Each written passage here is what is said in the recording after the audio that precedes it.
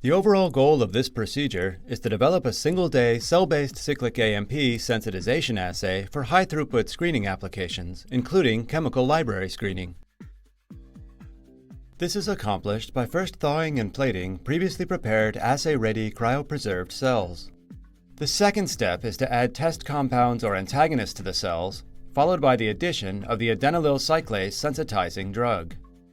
Next, Adenylyl cyclase activator is added in the presence of phosphodiesterase inhibitor to stimulate cyclic AMP accumulation. The final step is to quench the reaction with homogeneous time-resolved fluorescence, or HTRF, cyclic AMP detection reagents in lysis buffer, and then measure fluorescence. Ultimately, the use of cryopreserved cells and HTRF cyclic AMP technology allows for the execution of a single-day sensitization assay for small molecule screening. We first had the idea for this approach when we became interested in using high-throughput screening to study receptor-mediated heterologous sensitization of adenylyl cyclase. Two key techniques used here include using cryopreserved cells as off-the-shelf reagents and homogeneous time-resolved fluorescence assay kits for measuring cyclic AMP.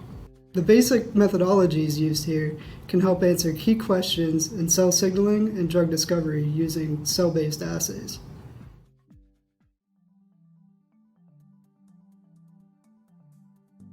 To begin, culture CHO D2L cells on a 15 cm cell culture dish as described in the text protocol. Incubate the cells at 37 degrees Celsius in a humidified incubator with 5% CO2 until the cells are 90 to 95% confluent. Then wash the cells with 10 milliliters.